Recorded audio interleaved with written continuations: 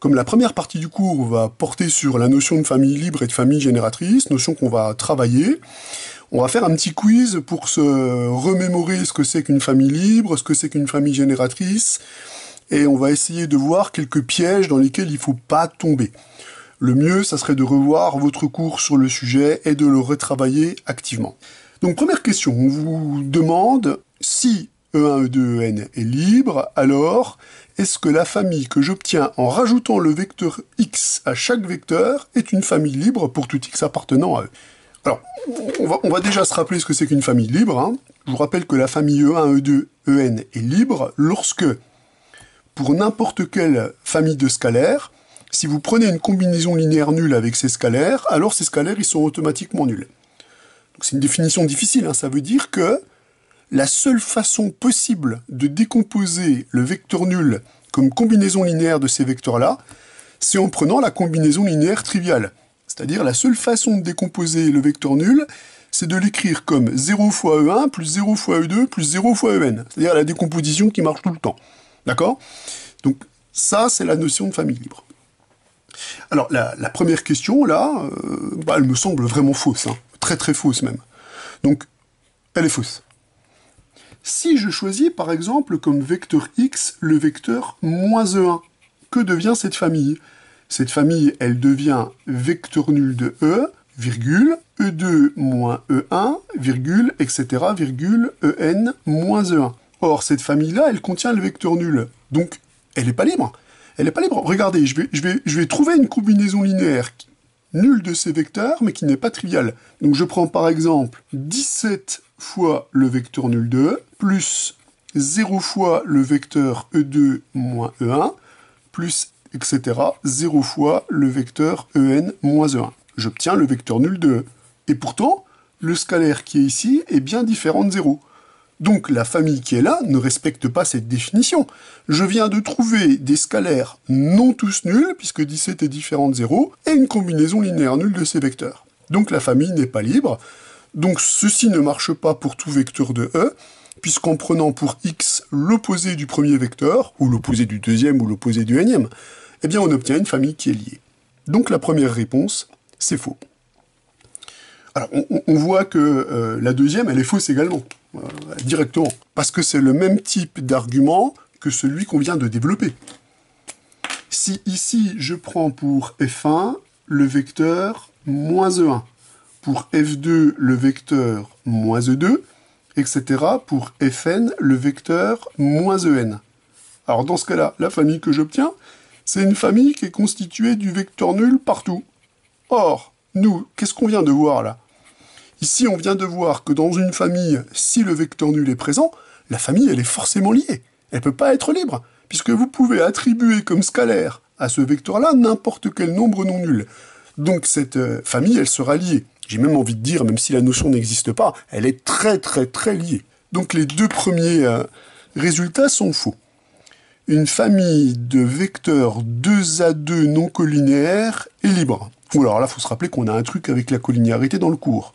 Dans le cours, on a dit qu'une famille qui est formée de deux vecteurs, attention, juste deux, si ces vecteurs ne sont pas collinéaires, la famille est libre. Quand même dit largement que ça ne marchait pas lorsque la famille elle était constituée d'au moins trois vecteurs. Donc là, déjà d'office, rien qu'en utilisant les remarques du cours, on va dire faux. Alors vous allez me dire, bon, c'est pas un argument ça, il faudrait peut-être donner un argument un petit peu plus précis. J'y viens, donc je vais me donner des vecteurs qui sont 2A2 non collinéaires et qui forment une famille liée. Je fais un petit dessin, je me place dans le plan, je prends le vecteur de coordonnées 1, 0, c'est-à-dire le premier vecteur de la base canonique, le vecteur de coordonnées 0, 1, c'est-à-dire le vecteur de la base canonique et le deuxième vecteur de la base canonique, et la somme de ces deux vecteurs-là, c'est-à-dire le vecteur de coordonnées 1, 1. Vous voyez bien que ces vecteurs, ils sont 2A2 non collinéaires. Celui-là n'est pas collinaire à celui-là n'est pas collinaire à celui-là, et ces deux-là ne sont pas collinaires. Et pourtant, vous voyez bien que le vecteur qui est ici, il s'écrit comme la somme des deux autres. Donc la famille, elle est bien liée, puisque si je fais une fois le vecteur 1, 1, moins une fois le vecteur 1, 0, moins une fois le vecteur 0, 1, j'obtiens le vecteur nul de R2. Donc là, on a bien obtenu une combinaison linéaire non trivial, puisque ici les trois scalaires carrément sont différents de 0, on a bien obtenu une combinaison linéaire non triviale qui renvoie le vecteur nul. Ce qui veut bien dire que cette propriété-là est fausse. Si j'ai une combinaison linéaire nulle, alors les scalaires ne sont pas forcément nuls, la preuve. Donc on voit bien que ça ne fonctionne pas quand le nombre de vecteurs est supérieur ou égal à 3. C'est une propriété qui ne fonctionne qu'avec 2 vecteurs. Passons à la question 4. On prend x, y, z, 3 éléments, 3 vecteurs d'un cas espace vectoriel E. On vous dit si cette famille est liée, alors le premier vecteur s'écrit nécessairement comme combinaison linéaire des deux autres. Non. Si la famille est liée, ça veut dire que l'un des 3 vecteurs s'écrit comme combinaison linéaire des deux autres. Il n'y a aucune raison que ce soit le premier. Donc là, je vote faux. Alors ça, évidemment, c'est pas suffisant. Il faut donner un contre-exemple. Oh, ça va pas être très compliqué. Je prends x, un vecteur non nul de l'espace vectoriel E. Et je prends pour vecteur y le vecteur nul, et pour le vecteur z, le vecteur nul. Alors là, on est bien sur une famille liée. Puisque la famille, c'est en fait x, vecteur nul 2, vecteur nul 2. Cette famille, elle est bien liée. On vient de voir qu'une famille qui contient le vecteur nul ne peut pas être libre, c'est une famille liée. Et pourtant, le vecteur x, il n'appartient pas à l'espace vectoriel engendré par le vecteur nul et le vecteur nul. Puisque qu'est-ce qu'on obtient dans cet espace vectoriel ? Le seul vecteur qu'on peut engendrer, c'est le vecteur nul. Puisque ça, c'est l'ensemble des vecteurs de la forme alpha fois vecteur nul 2 plus bêta fois vecteur nul 2, on récupère que le vecteur nul à chaque fois. Donc, cet espace vectoriel-là, c'est le singleton vecteur nul. Comme j'ai pris soin de prendre x non nul, j'arrive à une contradiction.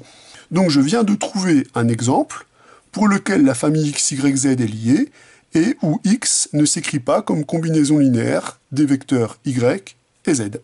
Alors dans la foulée, on va pouvoir répondre à la question suivante. Si on prend x, y, z, 3 vecteurs de l'espace vectoriel E, si x est combinaison linéaire de y et z, alors la famille est liée. Alors là oui, puisque ça voudrait dire que x s'écrit comme alpha fois y plus bêta fois z, donc x moins alpha y moins bêta z est égal à 0. Comme le facteur de x c'est 1, il est différent de 0, la famille est automatiquement liée. Tiens, on tombe sur le premier vrai de la liste. Pour la question 6, on se donne une famille génératrice de E et on demande si la famille qu'on obtient en enlevant un vecteur est nécessairement génératrice. Alors ça paraît faux, hein. Ça paraît faux. C'est même complètement faux, puisque si vous prenez par exemple l'espace vectoriel Kn de x, ça c'est l'espace vectoriel engendré par les polynômes 1, x, etc., jusqu'à x à la puissance n. Si vous retirez un de ces vecteurs-là, vous obtenez des polynômes qui ne peuvent pas avoir un monôme de degré associé.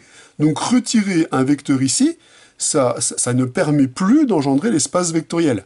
Typiquement, si vous enlevez le dernier, vous allez obtenir l'espace vectoriel engendré par 1x, x à la puissance n-1.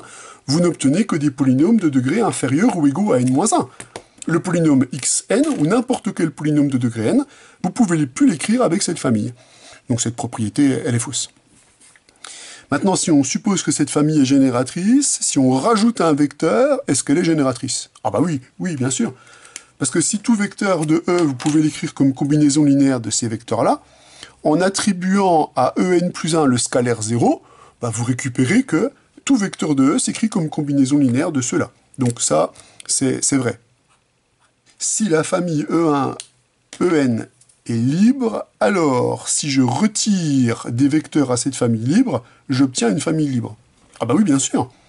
Puisque si vous prenez une combinaison linéaire nulle de ces vecteurs, alpha 1, E1, plus etc., plus alpha p, EP. Donc vous vous donnez des scalaires tels que cette combinaison linéaire soit nulle.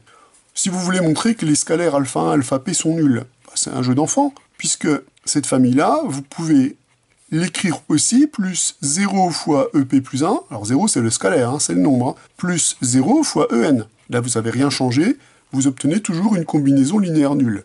Or, comme la famille E1 jusqu'à En est libre, si j'ai une combinaison linéaire nulle de ces vecteurs, les scalaires qui interviennent dans cette combinaison linéaire sont nuls. Ce qui veut donc dire que les nombres alpha 1, alpha 2, alpha p sont nuls. Donc on vient de démontrer que la famille, elle est bel et bien libre. Donc ça fonctionne, c'est vrai. Tout élément de vecte de x1, xn est combinaison linéaire de deux de ces vecteurs. Ah bah non. Non, je vais tout simplement reprendre l'exemple qui est ici. Si vous prenez le polynôme, par exemple, 1 plus x plus etc.